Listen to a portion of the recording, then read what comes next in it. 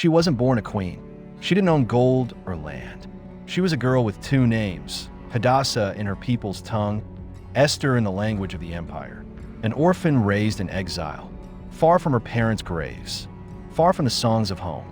She lived in the busy city of Susa with her cousin Mordecai, who loved her like a father. He taught her to fear God, to be wise, and to walk softly in a place that wasn't theirs. He told her to keep her family line quiet, not out of shame, but out of care. Not everyone understands who we are, he would say. Esther listened. She learned to notice more than she spoke. Their days were plain. Morning light on clay roofs. Market noise drifting in. Mordecai went to the king's gate to hear the news and do his work. Esther kept a careful home. She knew which neighbors were kind and which ones were quick to mock the Jews. She knew which streets were safe. She learned how to carry herself with grace, even when eyes were watching. It wasn't a big life. It wasn't a loud one, but it was steady.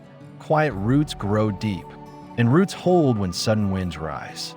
Over them all ruled King Xerxes, lord of 127 provinces from India to Ethiopia. His word moved armies. His seal set laws like iron. In Susa, his palace shone with marble and gold. Servants ran at a hand's wave. Music filled halls where Esther had never walked and never planned to. The palace might as well have been the moon. Bright, far, untouchable. Yet even far moons can pull the sea. One season, the king made a long feast for nobles and commanders from every province. 6 months of display and pride. After that came a 7-day banquet for the whole city in the garden court. Pillars wrapped in fine linen, couches of silver and gold, wine poured in cups that caught the light like fire. The city buzzed. People laughed. It felt like the world would always be this rich and loud. Then came a crack no one expected. On the 7th day, merry with wine, the king sent for Queen Vashti. He wanted to show her beauty to the crowd, crown and all. But Vashti refused to come. She would not be a trophy in a room of drunk men. Her no landed like a stone in a still pool. Ripples ran to every wall. The king's face burned. His advisors warned him that her bold stand would spread. All women will hear and dishonor their husbands, one said. They urged a decree. Remove Vashti. Make it law that every man rules his own house. The king agreed. Letters flew out in many tongues. Vashti was gone. Her crown sat empty. Esther did not know the queen. She did not step into palace rooms. She heard the news the way common people hear most things, secondhand, then all at once too real. A queen had said no to a king, and the king had answered with law. In Susa, the ground felt a little less solid, as if a giant had moved his foot and the city needed to find its balance again. Esther kept her head down. Mordecai watched the gate. Life went on, but something had shifted.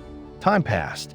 The king's anger cooled, and the empty crown began to trouble the air.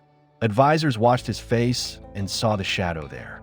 They offered a plan that sounded simple to them and huge to everyone else. Let search be made, they said, for beautiful young women across the empire. Bring them to Susa. Let them be given months of care. Then the king will choose a new queen. The king agreed. Scribes sharpened pens. Riders tightened saddles. Orders went out to 127 provinces. Doors opened. Mothers held their daughters' hands a little tighter. Fathers stared into the night, not sure whether to hope or to hide. This is where the story turns toward a path Esther never asked to walk. She had no plan to stand before a crown. She had no dream of silk and thrones. Her dream, if she had one, was smaller and kinder. Keep the home, honor God, stay safe, do good. But the hero's path rarely asks permission. It comes as a pull you didn't expect and a choice you cannot avoid. Sometimes it looks like a feast. Sometimes it looks like a decree. Sometimes it arrives as a knock at your door. Mordecai felt it in the wind first, the way men who sit at gates learn to read the day. He saw the messengers ride in and ride out. He heard the talk. The king seeks a new queen. He looked toward Esther, the girl he had raised. She did not shine with greed. She did not reach for perfume and jewels. She lowered her eyes as if to hold the room still. Mordecai's heart tightened, then steadied. Be wise, he told her. If they take you to the palace, do not tell your people or your family line. Keep Keep your name quiet. Trust God. Watch and listen. He did not promise her safety. He did not promise her a crown. He promised her his prayers and his steady place at the gate. At dusk, the city glowed like embers. Esther stood in a doorway and felt two worlds in her chest. The small, known world of home. The wide, strange world of the palace. One was warm and safe. The other was bright and sharp. She did not know which one would soon claim her steps. She only knew this. The same God who had held her through loss could hold her through change. She breathed out and let the evening air settle on her skin like a blessing. Across the river, the palace windows burned with light. Music rose and fell. Servants moved like shadows on stone. Somewhere inside, a king who did not know her name made plans that would brush her life. Somewhere farther still, God wove quiet threads no law could cut. Esther did not see the pattern. Heroes almost never do at the start. They only feel the tug and gather the courage for the first small step. Morning would bring hoofbeats. Messengers would bring lists. Streets would fill with whispers and stares. But for a few last hours, Esther's world was the one she knew. The soft scrape of a clay bowl, the low call of a neighbor, Mordecai's voice at the door. "Daughter," he said, with the kind of love that can be brave, "whatever comes, do right. Walk humbly. God sees." In stories, the call to adventure is often a trumpet. In real life, it is often a quiet knock. When it came for Esther, the sound was simple. Fists on wood, a name spoken, a command delivered. She lifted her eyes. The ordinary world shifted. The first line of a larger journey had been written, and the girl who thought she would never touch a throne stepped toward a path that would one day save a people. They came in the morning with a list and a seal. The courtyard filled with quiet feet and careful voices. Esther stood tall, though her hands shook a little. Mordecai met the officials with calm eyes. He did not argue. He did not beg. He took Esther's hands and spoke low so only she could hear. "Remember what we talked about," he said. "Do not share your family line. Do not say you are a Jew. Be wise. Watch and listen. God is near even here." He squeezed her fingers once more, then let go. Sometimes love means holding on. Sometimes love means letting someone walk into a place you cannot go. The palace gates swallowed her. The world inside was bright and cold at the same time. Floors like mirrors, walls that caught the light and threw it back. Servants moved in straight lines. Rules hung in the air like invisible ropes. When to speak, when to be silent, where to stand, how to bow. Esther felt the pull of those ropes, but she did not let them tie her heart. She kept her steps steady. She kept her eyes kind. A man named Haggai was in charge of the women. He had seen pride and fear 100 times. He knew the look of greedy eyes. Esther's face was not like that. She did not demand special things. She did not chase attention. She greeted him with respect and waited to hear what he would say. Haggai watched her for a moment and felt something soften inside. He gave her the best room in the women's quarters. He appointed 7 attendants from the king's house to serve her. He made sure she had what she needed for her care and more. Favor is a door that opens without a loud sound. Esther stepped through it quietly. Outside, Mordecai walked the path near the women's courtyard each day. He could not go in. He could not call her name. But he learned the faces of the guards. He learned the best hour to pass by and hear a scrap of news. He waited for a servant's nod, a small smile, a whispered, "She is well." Then he would breathe again and return to the gate. His love became a rhythm. Walk, wait, pray, repeat. Days became weeks. The women received months of careful treatment. Oils to soften the skin, perfumes to carry a warm scent, lessons in the way the palace worked. Some chased every shine the rooms could offer. They asked for rare oils and jewels that flashed. Esther did not. She listened to Haggai. She took what he advised and nothing more. She learned the names of the other women. She helped a frightened one with her hair. She shared a simple joke with a servant to ease a tight moment. Grace looks small, but it fills a room faster than perfume. There were tests in this new world. Not the kind with numbers on a slate. The kind that comes when someone laughs at the way you speak. The kind that comes when another girl whispers lies to steal your place. The kind that comes when a servant rolls his eyes and makes you wait longer just to show he can. Esther did not bite the hook of insult. She did not return sharp words with sharper ones. She held her tongue and let time clean the water. She reminded herself, I am here by God's hand. I will be faithful in this hour. He sees. At night, she would look out a small window toward the city beyond the palace. She pictured Mordecai at the gate. She pictured the narrow streets, the clay pots cooling on ledges, the small fires of home. She missed the sound of her cousin's voice in the next room. She missed the simple work of an ordinary day. But she also felt a quiet promise inside her ribs, like a seed with a future. She could not name it yet. She only knew she must stay steady until it broke the soil. Haggai noticed everything. He saw the way Esther never pushed past others. He saw how her thanks were real and her eyes stayed calm. He saw that she listened the first time she was told something. In a place where many performed to be seen, he trusted the one who didn't. He coached her in the rhythms of the court, how to stand before the king, where to look, how to answer a question with respect and truth. The palace loves loud color, he said once, with a small smile. But the king notices quiet light. Esther heard the words and tucked them into her heart. The women were taught the rule that pressed on every life in those halls. No one entered the king's inner court unless called by name. The punishment hung in the air like a blade. Even queens were not free to wander near that throne. Mercy came only if the golden scepter pointed toward you. Esther listened, and the rule settled on her like a shadow. She did not know then how much that shadow would matter later. She only knew that some doors could be death if opened at the wrong time. Every so often, a woman's day would come to go before the king. She could ask for anything to take with her: robes, jewels, even a special staff. Many took much. They believed weight would make them worthy. When Esther's time neared, Haggai came to her quietly. Take only what I suggest, he said. His voice was gentle but firm, like a father reminding a child where the path is in the dark. Esther nodded. Trust is a lamp. She carried it. The night before her turn, Esther lay awake on a soft bed. The room smelled of fresh oil and clean linen. She traced old prayers in her mind. She spoke their words without her voice. God of our fathers, you see me. You saw me when I had no parents. You saw me when Mordecai took me in. See me now. Keep my steps. Keep my heart. There was no blazing vision, no thunder in the hall, only peace that sat in the room like a friend who does not need to talk to make you brave. Morning came. Attendants moved like quiet birds. Haggai brought what he had chosen, simple and strong. Esther put on what he gave.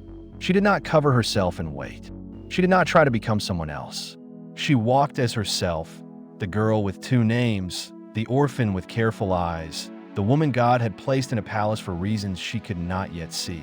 The path to the throne room felt longer than a road across the desert. Pillars rose like trees. The floor shone like water. Esther's heartbeat counted each step. She remembered Mordecai's last look. She remembered his words, "Be wise. God is near." The guards pulled back heavy curtains. The air changed. It held the warmth of lamps and the cool of stone.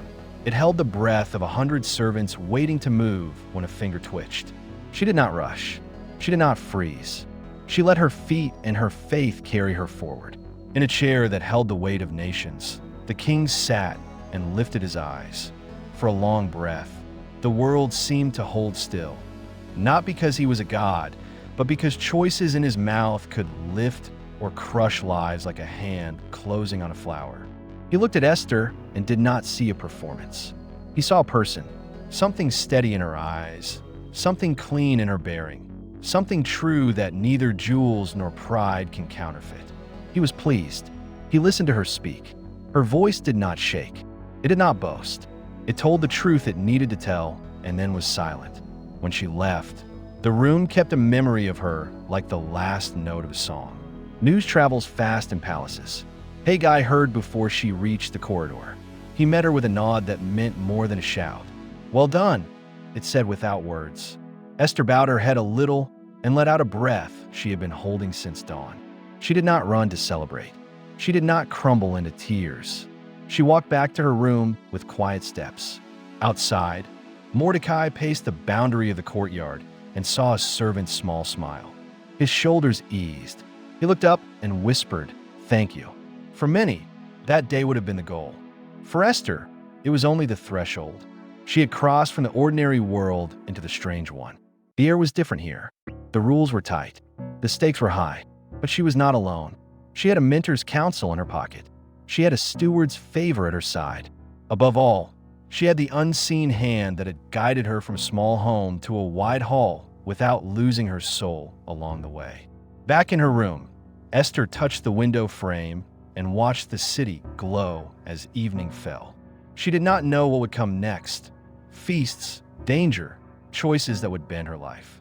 She only knew the first step had been taken. Heroes do not see the whole road. They see the next right thing and take it. She closed her eyes and let the quiet settle. Somewhere beyond the palace, Mordecai counted the stars. Somewhere beyond them both, God was writing lines no decree could erase. They called her again to the throne room. The air felt the same. Cool stone, warm lamps. But something had changed in the king's eyes. He spoke with the calm weight of a man who had decided. A crown was brought out and lifted high. Esther bowed her head, and the gold touched her hair. The room stirred. Servants moved. A scribe wrote fast. A trumpet sounded. The king loved Esther more than the others. He set the royal crown on her head and made her queen in place of Vashti. The palace burst into celebration. A feast was held in Esther's honor. Gifts were sent across the city. A holiday was declared in the provinces. People laughed and clapped, and the halls glowed with light. Esther stood with quiet grace. She did not forget who she was or where she came from. She did not share her family line. She kept her people and her name hidden, just as Mordecai had told her. The crown was new, but her heart stayed steady. Outside, life at the gate went on. Mordecai took his place among the men who listened and watched. One day, he heard whispers that did not sound like simple grumbling. Two of the king's guards, Bigthan and Teresh, were talking low. Anger filled their voices. Their plan was sharp and deadly. They would lay hands on King Xerxes. They would end his life. Mordecai did not shout. He did not show his fear. He sent a message to Esther through a trusted servant. "Tell the king," he said.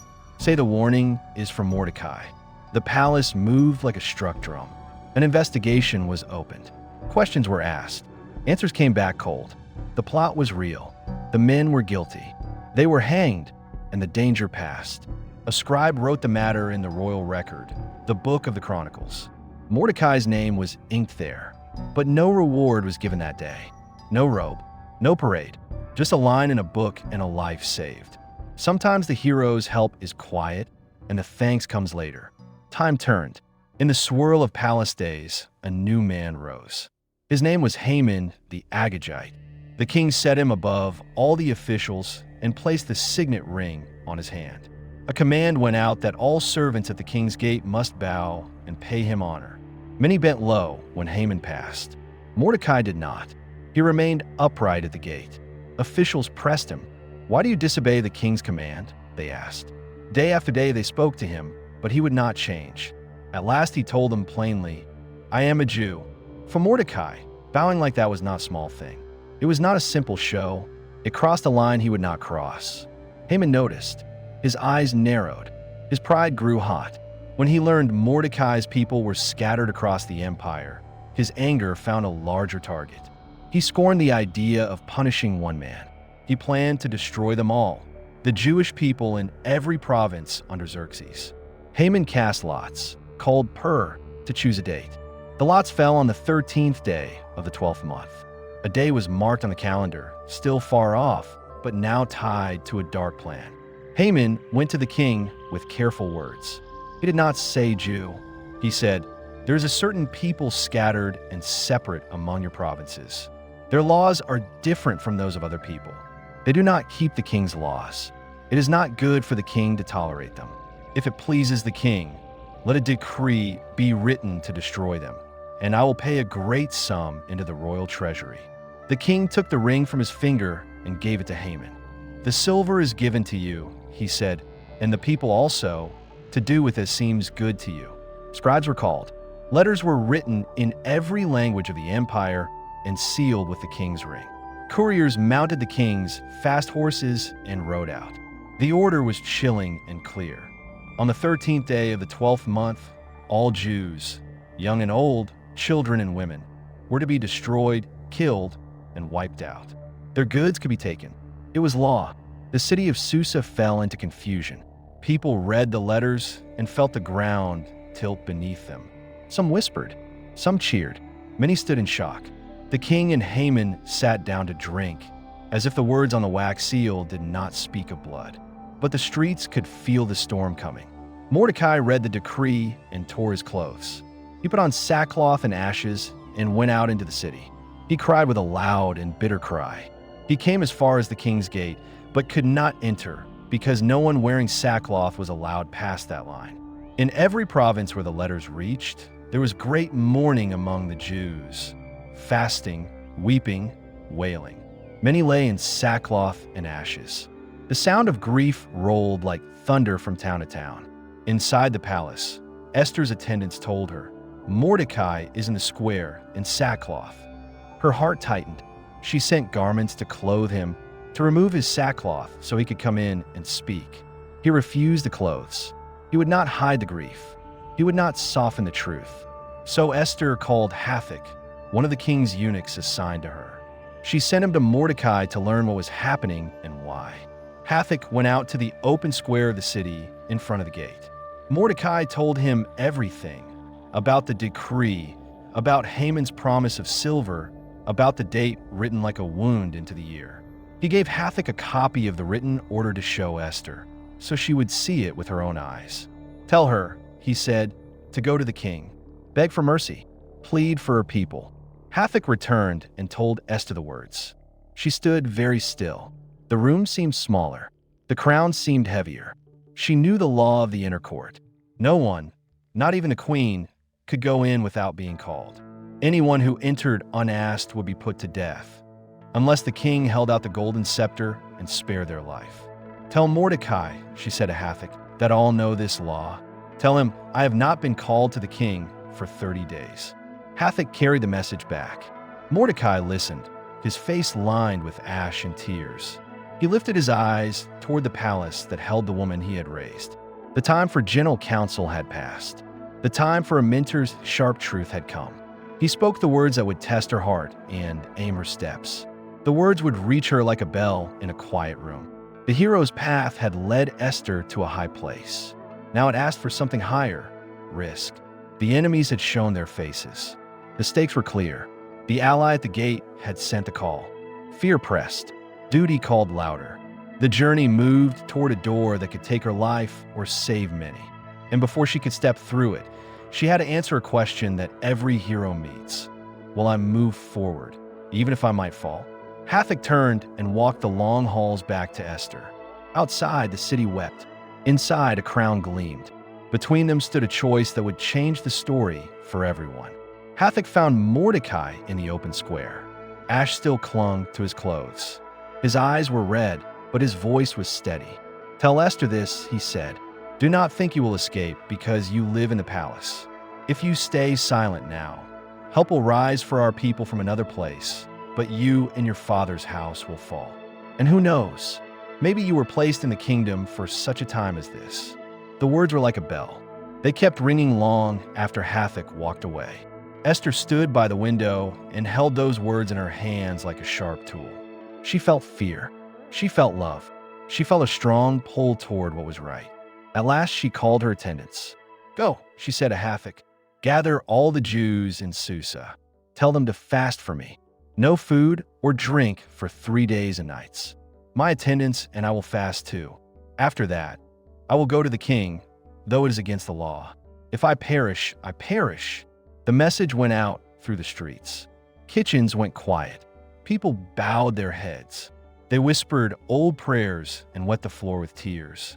On the 3rd day, Esther rose. She bathed. She put on her royal robes. She fixed her crown. Her hands were steady, but her heart beat hard like a drum. The inner court waited beyond the next door. No one entered that space unless called by name. The law was a blade. Esther stepped over the line anyway. King Xerxes sat on his throne, facing the entrance. Light touched the gold around him. He lifted his eyes, and there she was, still as a candle, bright as a promise. For a breath the room held still. Then the king stretched out the golden scepter. Esther walked forward and touched the tip. Mercy opened like a door. "What is it, Queen Esther?" the king asked. "What is your request? Even up to half the kingdom, it will be given to you." Esther did not rush. She did not pour out all her fear at once. She spoke with care. "If it pleases the king," she said, "let the king and Haman come today to a banquet I have prepared." The king smiled. "Bring Haman at once," he said. Servants ran. Haman came fast. Together they sat at Esther's table. The food was rich. The room was calm. Again the king asked, "What is your request? It will be granted." Esther looked at him and then at Haman. The moment felt close, but not yet. She sensed she needed one more turn of the wheel. "If I have found favor," she said, "come to the banquet I will prepare tomorrow. Then I will answer the king's question." The king agreed. Haman left with pride swelling in his chest. He had eaten with the king and queen. He had been invited again. He felt taller than the walls. Then he reached the gate and saw Mordecai. No bow, no fear, just that steady man in his place. Haman's joy cracked. Rage rushed in. He kept his hands at his sides and went home. There he called his friends and his wife, Zeresh. He bragged about his wealth, his sons, his rank, and the special honor of dining with the king and queen. Then his voice turned sour. "All this is nothing to me," he said, "as long as I see Mordecai, the Jew, sitting at the king's gate." Zeresh and the friends answered without mercy. "Build a gallows 50 cubits high," they said. "In the morning, ask the king to hang Mordecai on it. Then go with the king to the banquet happy." The idea pleased Haman. He ordered the gallows to be built at once. Hammers rang in the night. A dark shape rose against the sky. But that same night the king could not sleep. He turned. He stared at the ceiling. He called for the Book of the Chronicles to be read aloud. Servants opened the record and began. Names, deeds, dates, then a line that caught the king's ear. Mordecai had exposed a plot by Bigthan and Teresh to kill the king. Xerxes sat up. "What honor and reward was given to Mordecai for this?" he asked. The servants looked at each other. "Nothing has been done for him," they said. The king frowned. "Who was in the court?" he asked. Morning had just touched the windows. In the outer court stood Haman, eager to ask permission to hang Mordecai on the gallows he had made. "Bring him in," said the king. Haman entered with a smile that did not reach his eyes. Before he could speak, the king asked, "What should be done for the man the king delights to honor?" Haman's heart jumped. He thought, "Who would the king delight to honor more than me?" He pictured himself wrapped in royal robes. He pictured a parade. He pictured cheers. So he answered with the plan he wanted for himself. "For the man the king delights to honor, have them bring a royal robe the king has worn and a horse the king has ridden, one with a royal crest on its head. Place them in the hands of one of the king's noble princes. Let him robe the man and lead him on the horse through the city streets, proclaiming, 'This is what is done for the man the king delights to honor.'" The king nodded. "Go at once," he said, "and do everything you have suggested for Mordecai the Jew, who sits at the king's gate. Do not leave out anything." Haman's mouth went dry. His plan turned to ash in his hands. Yet he could not refuse. He dressed Mordecai in the royal robe. He led him through the streets on the king's horse. He walked in front and shouted words that burned his throat. "This is what is done for the man the king delights to honor." People stared. Some smiled. Some whispered. Mordecai did not boast. When it was over, he returned to the gate. The same spot, the same steady post. Haman rushed home with his head covered. He told Zeresh and his friends everything. Their faces grew dark. "If Mordecai is of Jewish origin," they said, "you will not overcome him. You will surely fall before him." While they were still speaking, the king's eunuchs arrived to hurry Haman to Esther's second banquet. The gallows stood outside, tall and mean. The throne room waited inside, calm and bright. Between them lay a table, a crown, a queen, and a truth that was ready to be spoken. The table was set again. The air felt tight, like a held breath. Esther stood calm as the king and Haman took their places. Servants poured wine. Music faded to a hush. The king turned to Esther. "What is your request? It will be granted, even up to half the kingdom." This was the moment she had prayed for. She drew a steady breath. If I have found favor in your eyes, O king, she said, and if it pleases you, spare my life. This is my request. And spare my people. This is my desire. The words struck the room like a bell. The king's face changed. Surprise, concern, a spark of anger. Esther did not stop. For we have been sold, I and my people, to be destroyed, killed, and wiped out. If we had only been sold as slaves, I would have kept silent. But this evil is too great to ignore. The king leaned forward. Who is he? Where is the man who would dare do this? Esther turned her eyes to Haman. She lifted her hand. The adversary and enemy is this wicked Haman. Haman's mouth opened, but no sound came. His pride drained away like water from a broken jar. The king rose in burning anger and stepped into the garden to cool his rage. Haman stumbled toward Esther. He fell on the couch where she sat and begged for his life. Please, he cried, shaking. Please spare me. He reached out in panic. At that moment, the king returned. He saw Haman fallen across the queen's couch and shouted, Will he even assault the queen while I am in the house? Guard moved fast. They covered Haman's face. His end had arrived. One of the eunuchs, Harbona, spoke up. Your Majesty, a gallows stands at Haman's house, 50 cubits high. He built it for Mordecai, the man who spoke well of the king and saved your life. The king did not hesitate. Hang him on it, he said. They led Haman out. The wood he had raised for another became his own end. The proud fall hard. The cruel plan broke in the hands of the one who made it. The danger at the banquet was over. The room breathed again, but the danger in the empire still lived in ink and wax. After Haman was hanged, the king gave his estate to Esther. The wealth of the enemy passed to the one he had tried to crush. Esther brought Mordecai before the king and told how he was her cousin and guardian. The king took the signet ring that he had given to Haman and placed it on Mordecai's hand. The ring that sealed death now rested with a man who loved justice.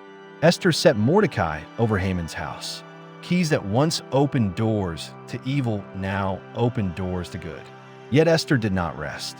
A heavy truth still stood like a wall. The first decree had gone out to every province, sealed with the king's ring. In Persia, a law sealed by the king could not be revoked, not even by the king himself. The day of destruction still waited on the calendar, the 13th day of the 12th month. Esther went again into the king's presence. Again he held out the golden scepter. Again her life was spared so her words could live. She fell at his feet and pleaded through tears. If it pleases the king, and if I have found favor, and if this seems right in your eyes, let an order be written to stop the letters of Haman, to undo his plan to destroy the Jews in all the provinces. How can I bear to see disaster fall on my people? How can I bear to see the destruction of my family? Her voice shook, but it did not break. Love made it strong. The king answered with care. Haman is gone. His house is yours. The ring is on Mordecai's hand. Now, write on behalf of the Jews as you see best in the king's name and seal it with the king's ring. For a letter written in the king's name and sealed with the king's ring cannot be revoked. The first law could not be erased, but a second law could stand beside it like a shield. Scribes were called that very day. It was the third month, the month of Sivan. Mordecai dictated the decree. Pens scratched over parchment. Names, dates, provinces. The new law was written in every script and tongue of the empire, and also in the language of the Jews. The letters said, the Jews in every city were allowed to assemble and defend themselves. They could destroy any army or people who attacked them and could take the goods of those who rose against them, if needed. It named the same date, the 13th day of the 12th month, but turned it from a day of helpless fear into a day of lawful defense. Swift riders mounted the king's fastest horses, animals bred from royal stock. They sped out from Susa like arrows, carrying hope where dread had spread. Courtyards filled. Markets paused. Doors opened as the messengers read the letters aloud in city after city. People heard the new decree and felt their hearts lift. The wind that once carried doom now carried a chance to live. In Susa, Mordecai left the king's presence dressed in royal blue and white. wearing a great gold crown and a fine robe of purple linen.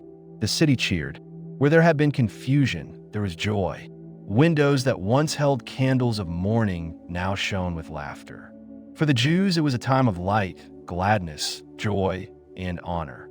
In every province, in every city where the king's command reached, there was feasting and celebration. Many among the other people stood with the Jews, even becoming Jews, because the fear of their God and respect for their courage fell on them. Still, the mark day drew near. Enemies did not vanish because a letter changed. Some had sharpened their knives for months.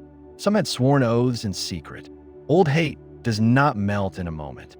But now the Jews were ready. They were allowed to gather. They were allowed to stand shoulder to shoulder. They were not alone. A queen had spoken. A king had agreed. A faithful man wore the ring. And over all of it, God's quiet hand held the line. Mordecai moved through Susa with steady steps. He met with leaders of the families. He read the decree with them to be sure they understood. Defend, do not start, he said. Stand, do not steal. Protect your homes. Help one another. Let there be no greed. This is a day to live, not a day to get rich. His voice was calm, and people listened. Clean justice shines brighter than any sword. Esther looked out from the palace balcony in the evenings. She watched lamps flicker on like stars in the streets. She remembered the fast. She remembered the scepter. She remembered the table where truth was spoken and a wicked heart was unmasked. She thanked God for the courage he had given. She asked for more, not for herself alone, but for every mother, father, and child who would face the marked day. Make them strong, she prayed. Make them wise. Help them stand and not fall. Nights before the day of danger, small groups gathered in homes. Old men read promises in low voices. Women packed bread and filled jars of water. Children asked questions. Will it be safe? Parents told them the truth and held them close. Then they prayed. The fear was real, but faith was real too. It did not shout. It did not brag.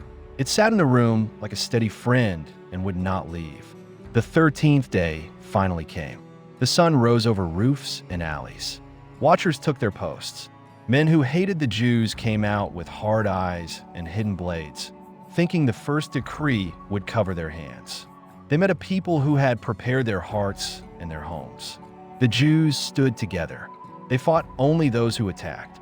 They did not burn houses. They did not chase down the guilty after they fled. They did not reach for silver or gold. One by one, the enemies fell back. In Susa alone, 500 were struck down, including the 10 sons of Haman. The same pride that filled their father had led them to the same end.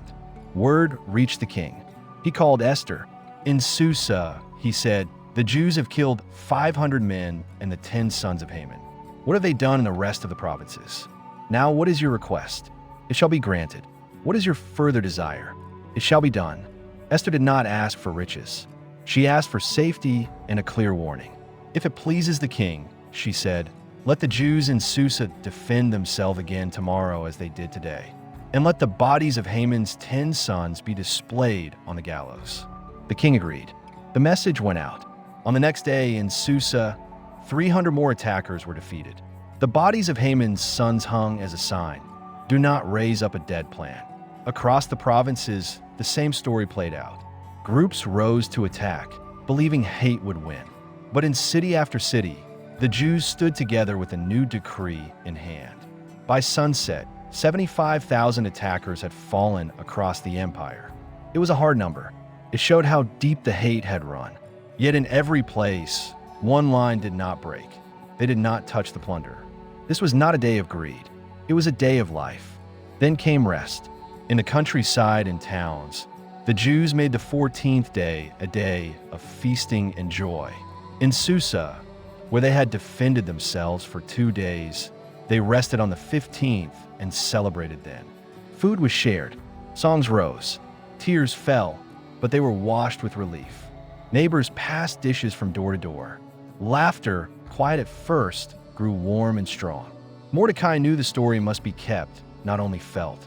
He wrote letters to all the Jews in every province, near and far. He told them to keep the 14th and 15th days of Adar every year. to remember the days when sorrow turned to joy and mourning turned to a good day. He told them to make those days a feast, to send gifts of food to one another and gifts to the poor. The people agreed. They bound themselves and their children after them to keep these days each year, so the memory would not go thin. They named the feast Purim after the lots, Pur, that Haman had cast to choose a day for their end. God turned that day into a day of deliverance. Esther also wrote with full authority to confirm the letter about Purim. She and Mordecai sent it with words of peace and truth to all the provinces. The command was recorded in the scrolls, tied to the law, so that long after thrones changed and palaces faded, the story would still be told and the joy would still be shared. Peace spread again like a slow sunrise. The roads filled with traders instead of trouble. Markets buzzed with simple life. In Susa, Mordecai served as second to the king. He was great among the Jews and well loved by many, because he sought the good of his people and spoke peace to all. He did not forget the gate where he once stood. He did not forget the book that held his name until a sleepless night brought it to the king's mind. He did not forget the God who sees. Esther wore her crown with the same quiet heart she had in her small home. She did not make her story about glory. She let it be about courage, obedience, and love. She had crossed the dangerous door. She had faced the test. She had spoken the truth. She had returned with a gift for her people, a feast, a law of life, a future. The hero's path had led her there, step by step, not by luck, not by beauty alone, by faith, by wisdom, and by the unseen hand that writes rescue into the darkest lines. The years after were quieter, but not empty. Esther learned the rhythms of two worlds. In the palace, she moved with care, listening, watching, speaking when it counted. In her heart, she stayed close to her people. She did not forget the fast, the fear, or the feast. She kept that memory like a lamp that never went out. Mordecai served near the king each day. He read reports from far provinces. He asked hard questions when things looked unfair. If a governor pushed people around, Mordecai sent a letter back with clear words: do justice, speak truth, care for the weak. He did not write to sound important. He wrote to protect. News of his kindness spread faster than any rumor. Markets calmed. Roads felt safer. People said, the man by the king's side sees us. Esther used her place like a bridge. Widows found a voice through her. Orphans found a path to help. When a poor man stood shaking at the palace gate, a guard would whisper, be patient. The queen listens. She did not fix everything. No queen can. But she opened doors for those who could not push them alone. She carried the memory of her own small home into every golden room. On the first Purim after the danger passed, Susa glowed. Baskets moved from house to house. Sweet pastries cracked open to soft fillings. Children wore simple costumes and laughed. Old men smiled as the scroll was read. When Haman's name came, a low rattle rolled through the crowd, and then the room grew quiet again to hear the next line. Esther and Mordecai stood in a window above the square. They did not wave. They did not ask for cheers. They watched the people rejoice and gave thanks to God. Far from Susa, the same joy took root. In a village near a wide river, a mother baked extra bread and wrapped it warm. She sent her son to the poorest house on their street. Tell them this is for Purim, she said. Say we remember. In a hill town beyond the old borders, a teacher gathered children and traced the letters of Esther's name on a board. She was one of us, he said. She walked with wisdom. She was brave when it mattered.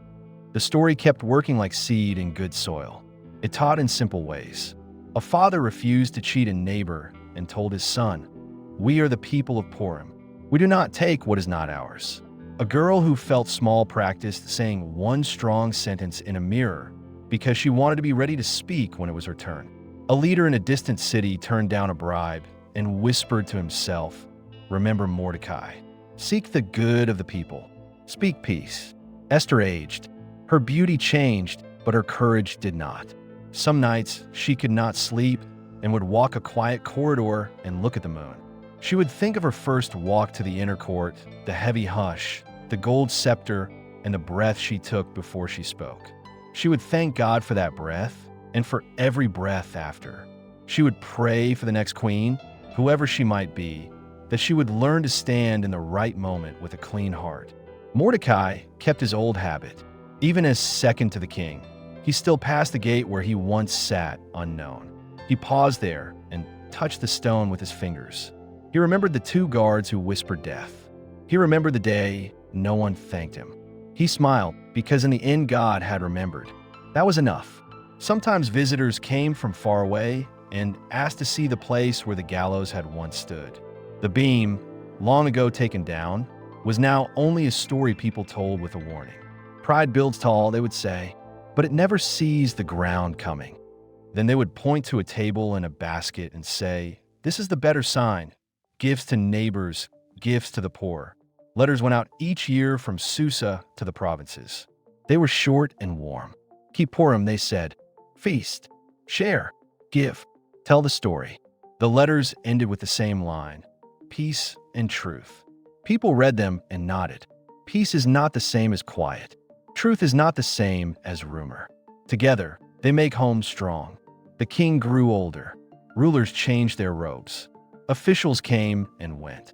But the feast remained, and the law that let the Jews live remained too. It stood beside the old decree like a long, steady shield. Some years brought hard seasons, drought, a bad harvest, a harsh winter. Yet each time, when Adar came, people opened their doors and remembered. They shared anyway. They chose joy anyway. Remembering gave them courage for the next year.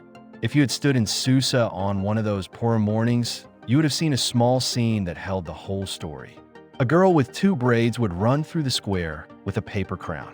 She would bump into an old man with a cane. They would both laugh. She would hand him a small cake in a cloth and say, "For you." He would take it, eyes wet, and whisper, "For such a time as this," as if the words were a small prayer that still fit every age. In quiet hours, Esther wrote a few lines for herself. Not laws, not orders, just a memory she wanted to keep. I was afraid. I fasted. I went. God gave favor.